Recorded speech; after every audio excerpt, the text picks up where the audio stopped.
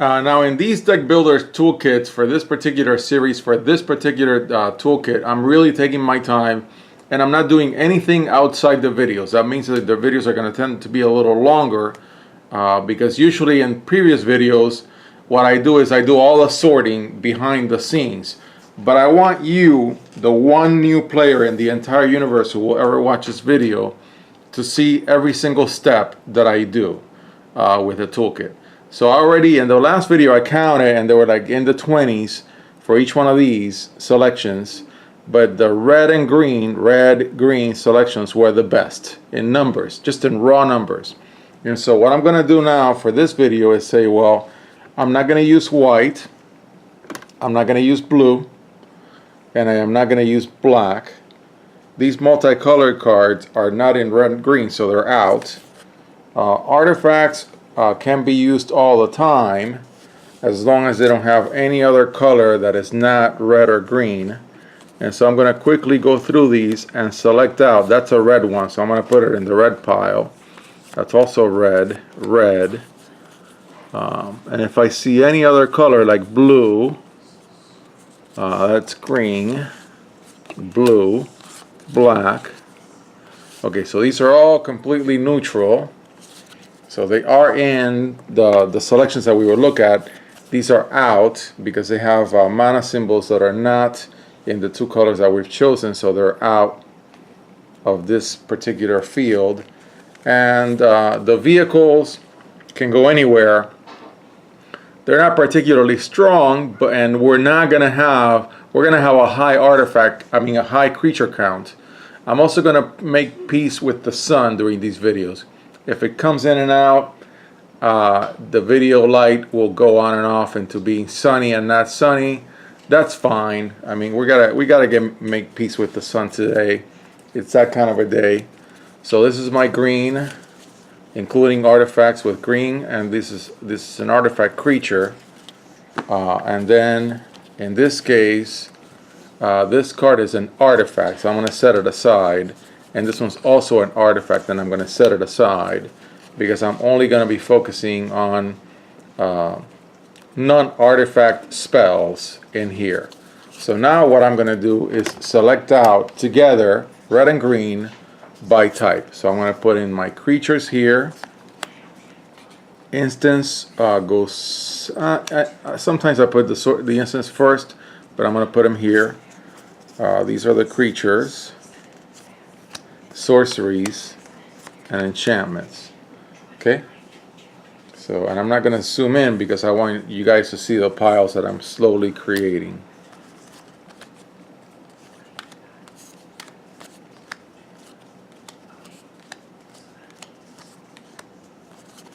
Creature, sorcery, creature, instant. Okay, all creatures. Okay, that's a really, as always with green, a good haul of creatures. Now let's do red. And then let's do creatures. Again, these toolkits, this is why I always recommend the toolkit for a new player. They're just chock full of good cards to learn how to play and to get into the art form that is Magic deck building, which I think is a really great hobby. Okay, so there you have it. Those are my piles. So I'm going to set aside the enchantments, the instants, and the sorceries, put them up here, and then I'm going to go into the creatures, and I want to select them out by mana symbol, by their converted casting cost, or CMC. So I'm going to put 3 drops here, 2 drops, 3 drops, heavies. I think I can do 1, 2, 3, 4 in this setup. 3, 1. Gonna be paying the most attention to how many 1 drops I'm able to get out of this selection.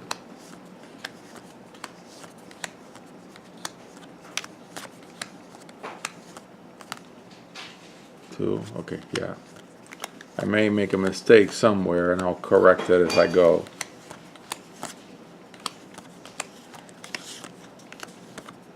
Okay, so that's my 1-drops. In a red-green deck, before I even think about it, all these guys are in. Okay, so these are my 3 1-drops in this selection. And they're going to be sacrifice this guy for 2 green, and you can search your library for a basic land card and put it onto the battlefield tapped. This is way better than putting it into your hand. You get an extra land drop. It's very heavy cost. Again, we're in the battle cruiser era of Magic where cards cost a lot, but it's in. This guy is fantastic because you can give something else haste. Nothing I need to say about that. This guy gets +1/+1 as long as you control an artifact. Normally, I would not put this card in, but I don't really care if I control an artifact. I need a 1-drop more than I need the bonus in. Now, in your 2-drops, again, they're all gonna get picked easily. For example, these guys, I don't have to think about them too much. They're mana dorks. I need mana dorks in red-green. They're in. Even though they're 2-drops, I want them to be 1-drops, as they are now in Dominaria with Llanowar Elves. I think I'm gonna try hard to put all these guys in, no matter what they have in them. This guy is a little aggro, so it's a 2/3/1. And when it deals combat damage to a player, you can untap target creature or land. It'll rarely deal combat damage to a player. I think that's a trap for something so light, but I'm taking it for sure. This guy is gonna get energy, and you know, the previous time that I played with his toolkit, because anything that had energy, I took it out immediately, and that's a little short-sighted, because this thing pumps itself with the energy you earn, and it is a very good critter, so I am taking it. I'm becoming more friendly towards energy, and I should be, because it's not like it's completely useless. It's not like, it isn't really like Infect. I think it turns out energy is a little better than Infect. Okay, this guy, as you have more mana, you can hit your opponent for 1 damage. That's really good, and I'll take it. This guy gets a little boost as it attacks. That's nice. 2/2/1. Whenever an artifact under your control enters the battlefield, I said it the wrong way, but anyways, it's the same thing. This deals 1 damage. That's not going to happen. So this is basically a 2/1/3 vanilla as far as I'm concerned, and I would take it. Again, at the 2-drop range, I'm really looking at everything and saying, I want you to be in. I already see this guy in some other pile. This guy has to be in. He can draw me a card. I'll take it. As a matter of fact, I'm going to interrupt my programming for 2-drops and go in here and drag out my artifact creatures.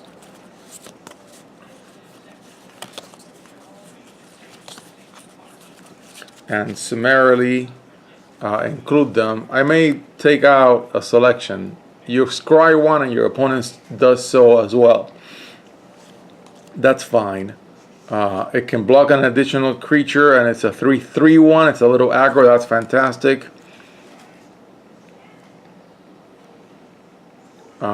When you exile this guy, you wipe out your opponent's graveyard and yours. That's fine because you're not going to be doing any graveyard shenanigans. That's actually pretty good. And it's a bear, 2/2/2. That's not bad. Flying with haste, I'll take it. Even though it's a 4-drop, I'll think about it with the 4-drops. And the rest are artifacts. So I just went in through the artifacts and dug out even more 2-drops, a 3-drop, and a 4-drop. And I would take this as well. So I'm just going to set it aside and know that when I go through the 4-drops, they're in. I'm probably going to have more creatures than I need, and I'll do a first trimming before I go into the non-creature spells. 2/1/2 and get something. Yeah, okay. They're making the first cut. Now, in the case of the 3-drops, I'm going to start getting a little picky. I like this one because It gets +2/+2 by some means, and once each turn. This one's playing the counters game, but it's still a 3/3/4. It's not bad. You get some energy, and you may pump it with its own energy as a 3/2/3. That's not bad. This cannot be countered, okay? And creature spells you cast cannot be countered. It's going in no matter what. This guy, you may destroy target artifact when it comes in, and artifacts your opponents control enter the battlefield tapped. That's really outright good. This guy has reach, and you don't have a lot of flying, and it's got revolt. When it enters the battlefield, if a permanent you control left the battlefield this turn, draw a card. So it's the kind of card that you play at the end of your end step, at the very end of your own turn, and it's got reach for 3/2/2. I would keep it. Target creature you control cannot be blocked by creatures with power 2 or less. That's good. 3/3/3 with haste is in. Deals 1 damage to each opponent when it becomes tapped. 3/3/2. That's not bad. Sacrifice an artifact when you tap this, and it deals 2 damage to each opponent. You don't have enough artifacts in here, I think. We'll do an artifact count. 3/3/3 with haste, and you may exert it when you do. Target creature can't block this turn. I panned exert in the previous build that I did. I'm not going to do that now. I think this is a good card because it's a 3/3/2 with haste. First strike becomes tap. You may discard card, draw card. That's good. But I've got a really big selection already. Gets +1/+2 as long as you have 1 or fewer cards in hand.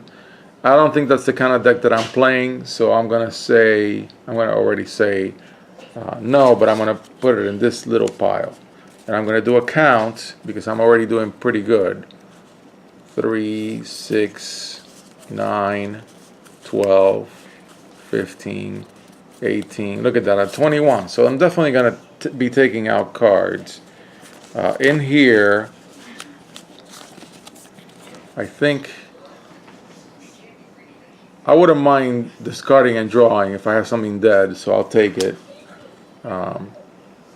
It deals 2 damage when you sacrifice an artifact. You're never going to do that, so I'm going to say no. This one can make something unblockable in some condition. That's not bad, and it's a 3/3/2. This guy is a 3/2/3, but it can get pumped by energy, and you already have a little bit of energy, so I'll take it. I'm not playing the counters game. This guy is good, and this guy is already a 3/3/2, and you're rarely going to have cards in hand, but it's already a 3/3/2. So I'm going to keep it for now, and then maybe it won't make the cut later. So these 2 are out. Okay. Then I'm going to go through my 4 drops. Again, I'm getting pickier and pickier as I get to my higher drops. When this guy enters the battlefield, you may search your library for a basic land and put it onto the battlefield. Yes. Cannot be blocked by more than 1 creature. So it's kind of like the anti-menace. That's good. Therese Nielsen artwork. Put a -1 counter, but it's a 4, 5/4. That's kind of good. And I've got 2 of them. When it enters the battlefield, for each kind of counter, put another counter. We're not doing a lot of counters. It's a 4/4/3. That's good. We're improvising. We don't have hardly any artifacts, and it's a 4/3/3. So these two are 4/3/3s. I'm going to set them aside and not use them. And then I'm going to do my big stuff. 5, 7, 6, 5, 6, 6. Yes to the haste. 5/4/3. Yeah, it's got haste. That's pretty good. You gain 5 life. That's not bad. Of course, my dragon, yes. And a vanilla 6/5. That's pretty good. But I'm going to set it aside because I already have a lot of creatures. Improvise, 6-4-4, no. Garruk's Horde or Garruk's Horde. It's got trample. You may play a top card. That's really nice. And then the Sandworm can't be blocked by creatures with power 2 or less. These are really, really heavy, and I'm not in mono green, and I don't see a way to really make it super useful, but I'm going to put this one in for now. The sun's taking over my video, so I've already taken out these cards. I'm down to my creature count. I'm taking my time, which means that this is the end of this video for now. I'm going to do a creature count in the next video and then get going with the non-creature spells.